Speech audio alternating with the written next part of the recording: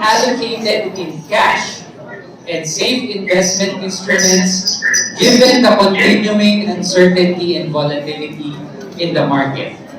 And the second part of the question is, what percentage should be allocated in real estate? My investment horizon is 3 years to long term. So referring to the person who submitted this question, Mr. Mendoza. For me, Ron, the answer there is, nothing exact. Again, I always believe in different folks, different strokes. It depends on your particular situation, depends on the amount of income you earn, and the cash flows that you have. But let me deal with what we call rules of thumb. It is still very important in liquidity management to make sure that you have at the minimum 6 months of your income in cash. That is for emergencies like losing a job, not having any cash flows for the next 6 months. You have to make sure you can fend for yourself, even if the untoward happens.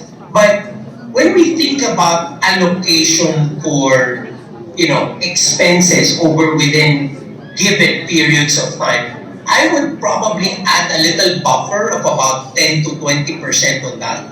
Which means the allocation I can have for real estate is easily between 25 to 30%. And when I say 25 to 30%, it's that amount of money, a percentage of my income that I can commit and deploy towards real estate investments. Again, always remember, even at this time, you will have to protect valuation. You have to protect your portfolio. It's easy to say, I'm going to be in cash, it's going to be a lot safer. But think about it. You will have that type of a risk because the value of your money will definitely be eroded. With the kind of inflation that we have, with the kind of interest rates that are out there, you still have to deploy money to make sure they really maintain their value. They have to be also in inflation hedges, effective inflation hedges, so that after this 3 to 5 year period of crisis would probably dissipate, you will have to see your portfolio growing and retaining its value.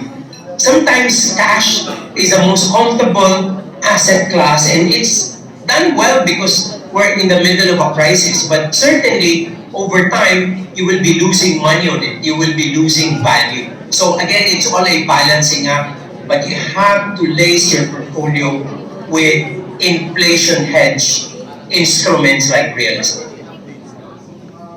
Alright, so the key insight there from Mr. Mendoza is you can't afford Recording to in just progress.